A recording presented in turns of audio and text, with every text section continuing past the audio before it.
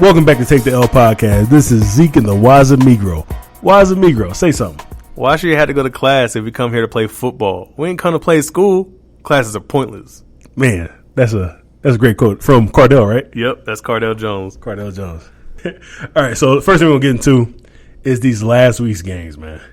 Week 10 games. Is there anything that stuck out to you?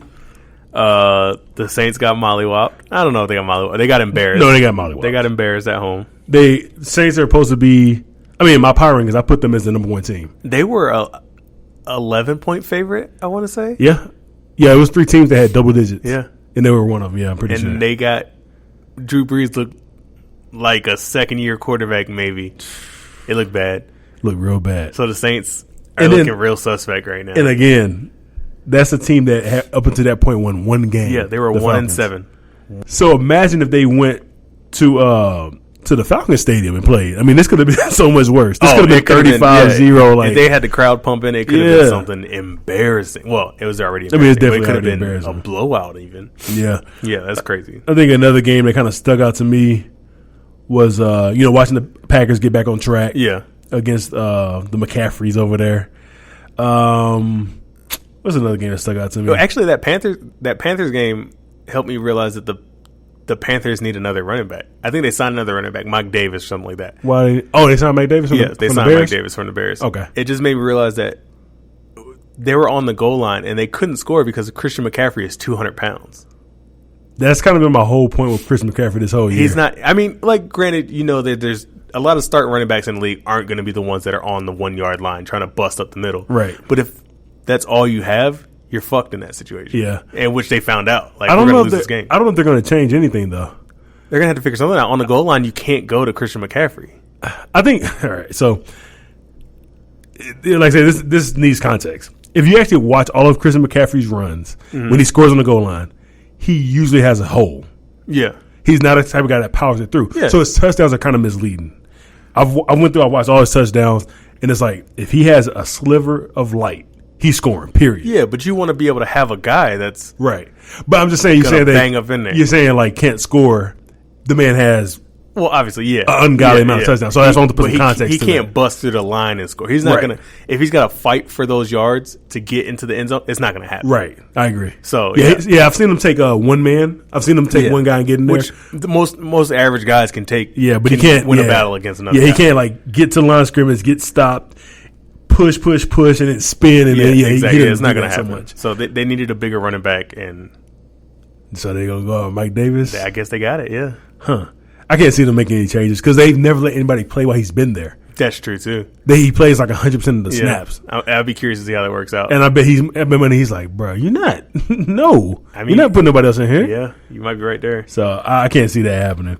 But it would be smart of them to do that, to go just have a straight power package. Another one that kind of got me watching the Browns. They went ahead and got them a win. Yeah, they pulled off a win. A win they should have got last week, but I guess better late than never. If you've been listening, you've been hearing that I've been telling you that the Bills have been suspect just as much as the Patriots are suspect. Right. I'm not sold on either one of those teams, so it really doesn't surprise me that the Bills won, even though I kind of expected the Bills to win. But, yeah, it could have gone either way. The Jets fucking up the Giants. Yep, that was surprising. I did definitely not see that coming. Yeah, Sam Darnold went out there and played very well. Saquon Barkley, I think he had 13 carries for 1 yard. That's embarrassing. Yeah, that's you don't see stat lines like that. Yeah, especially from like what I think is the most talented running back. Yeah, the best running back in the game. Yeah, that's not good. And then before we get to the Monday night game, is there anything else? We got Cardinals versus Tampa Bay. Nothing really pulled from that. No, I don't think so. All right, so. Then you got the Monday night game. Yeah. Monday night game. Hell of a game. Yeah. Overtime. That was one of those ones I was at the very end. I was getting upset. I was like, oh, shit. They don't have double overtime rules. Yeah. Here. Like, this is going to be a tie.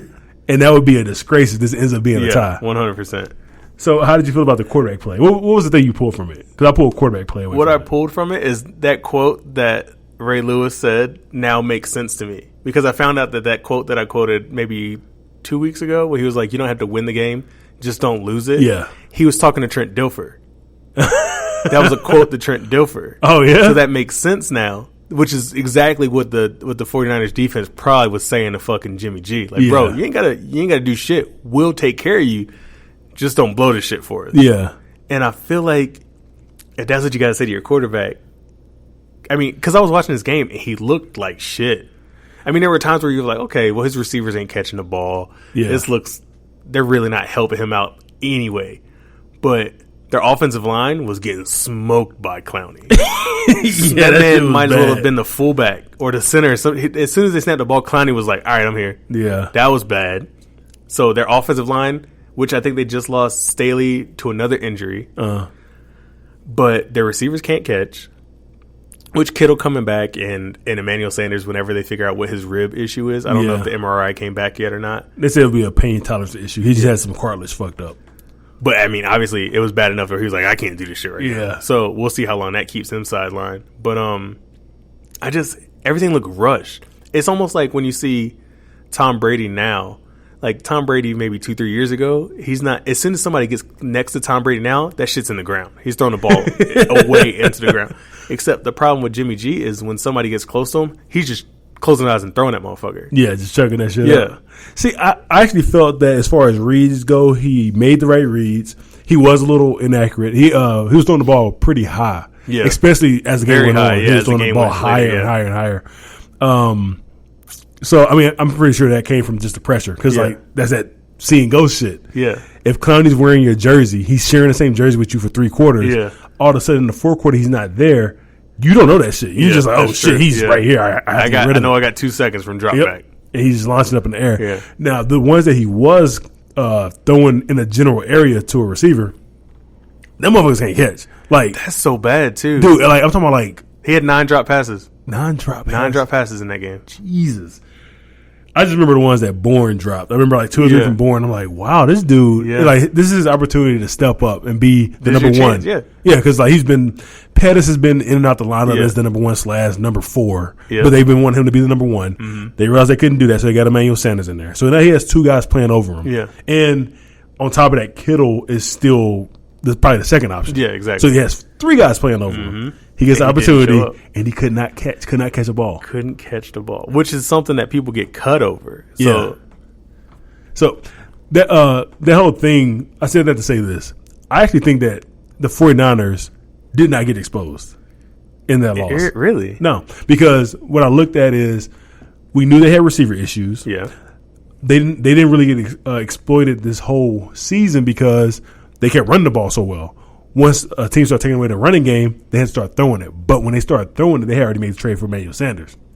Yeah. So now 2 weeks in a row, they've thrown it, and it's like, oh, shit, this looks good. Oh, shit, Jimmy Garoppolo just won a game for us last week. Yeah. We couldn't run the ball for nothing. And now Emmanuel Sanders goes out. And Kittle's out. This is worst-case scenario.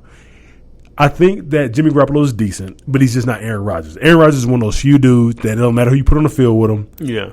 It doesn't matter how well the guy's covered. Aaron Rodgers will throw a catchable ball. Jimmy Garoppolo is not that.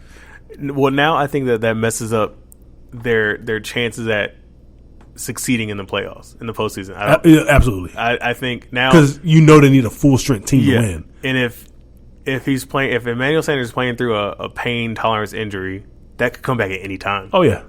If Kittle's got a fucked up knee, he's not playing against the Cardinals this week. Yeah, he's already out. Yeah. And then you got with that cartilage injury too. It's just such a bad injury to have because he's gonna get hit in the chest. Yeah, like that's what's gonna happen when he hits the ball. Somebody's gonna hit him in the chest. A lot of tackles in your chest. Yeah, I think they got started playing the rest of that game because one of their running backs went down. Burrito goes down every game. Yeah, and I think he's actually going to be hurt. So this time. I can't imagine. I mean, as good as they are now, this could be a one and done team. Damn. Yeah. And they lost a lot of pieces in this game against the Seahawks. Yeah. These motherfuckers were dropping like flies. I think the Seahawks lost Tyler Lockett, and that's it. And he's surprisingly supposed to be fine now. He's playing this weekend, yeah. Yeah, coach made it seem like they had to amputate his leg after the game. That was the worst shit I ever seen, bro.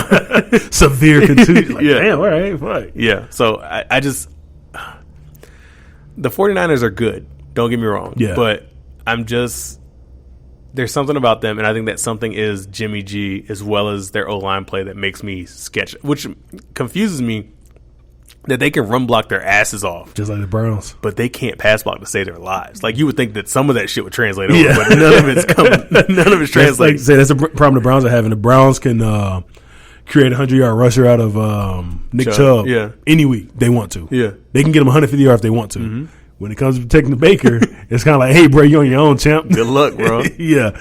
So we'll see how that goes. But I'm not quite sold on them, but they're good. They're a contender. Okay. Yeah, I didn't know you were selling all your stock or not. I'm not selling all of it, just most of it. Damn. I'm getting out. I'm slowly getting out. If they lose to the Cardinals, which I believe they could, I'm out. To the Cardinals? Yeah, they only beat them by 3 points this past week. It loses 2 weeks ago. Kyler's heating up. So yeah. That motherfucker's getting better every game. If they lose to the Cardinals, I'm selling it all. Yeah, I'm done. 8-2 and selling it all. Oh, shit. All right, so after that, we just got through with the game. So, MVP debate, man. MVP debate. Because I feel like you kind of had me on the fence with Lamar when you made your argument last week. Yeah. But I've come back to my senses. My MVP all year has been Russ. Yeah. That's how you feel. And now after seeing this game, it's like, this is why. That's something I don't think that Lamar could do. Here's my thing. Well, obviously the MVP has taken off. There's 2 people at the top, and then there's 2, and then there's the crowd way back behind them. Okay. Though, I think that this 49ers game, while it helped him in some aspects, it also didn't help him. I feel like he stayed exactly where he was before the game started. Why do you say that? Because there was one play that hurt a lot of his MVP stock. What, that overtime pick? That pick in overtime on the 10-yard line. If you call somebody MVP, they're not throwing that pass. That was a horrible decision. Yeah. They could have been picked by 2 different people, yeah. That wasn't a good decision. That wasn't a good pass. It was just... But MVPs throw picks, bro. They do. MVPs that's lose true. games. That's true. I mean, he didn't lose that game. He didn't lose that game. And won it. The kicker won it, yes. But if I'm looking at that game as like a statement game, I feel like the Ravens beating the Patriots is more of a statement game than the Seahawks beating the 49ers. I think they're equal. And I think they're equal because both the teams were undefeated when they faced them. Yeah. Both the teams who were facing the undefeated team had the blemishes. Yeah. And it's just like, all right, cool. We grabbed our nuts and we went out there and beat these guys. Yeah. Y'all did it more convincingly. That's where I'm if Lamar has like single-handedly started to take over the league. It's not single-handedly though. Y'all did it more convincingly because your defense played very well as well. Okay. And Tom Brady had no deep threat and all types of stuff like that. So now y'all don't have to score. You didn't have to score all the points y'all did to beat them. Y'all just needed 22 points, 23 points. Y'all was like, yeah, we'll go ahead and give them 35, whatever. Take that. That says enough, right? No, it does. It says a lot, especially against the number 1 defense at the time. But San Francisco is the exact same way. San Francisco is number 1 type defense. They have a guy that's been hyping up for the past 3 or 4 weeks, Bosa, which did he make an impact? I don't think he did much. Yeah. So they had him. I know Quan Alexander's out. Yeah. But they have guys on that squad. Richard Sherman, who seems like he's having a resurgence with his career. Their defensive line did all right. But, yeah, as a whole, their defensive line did all right. Yeah. But. And so, like, Russell Wilson, I feel like had the same pressure that Jimmy Garoppolo had. I don't know if it was as bad. Yeah, it wasn't one person. It wasn't just fucking clownies just coming around doing dumb shit. But Russell Wilson, remember, his was mostly mistakes. Not his mistakes, but his O-line mistakes. Yeah. It was 3 third downs in a row where he got sacked on immediately. Had a blitz up the A-gap, sacked by middle linebacker, tackle missed a block on another one. Like, he just got destroyed on 3 consecutive third downs, and it started looking like, oh, this is not going to work out. But the dude, like he says, I never stopped believing. He just kept doing what he was doing and won that game. Yeah, I'll say that, you know what, I'm going to say that Russell right now is number 1 right now. Okay. While it's a slim, and I'm talking very slim fucking margin. I'm with that. Russell Wilson could sneeze and make a weird face, and I would probably give it to Lamar Jackson. I don't like that face. Yeah, I don't like that shit. Lamar's got it. Lamar's got a big game coming up. Yeah. Who do you got? He's got the Texans.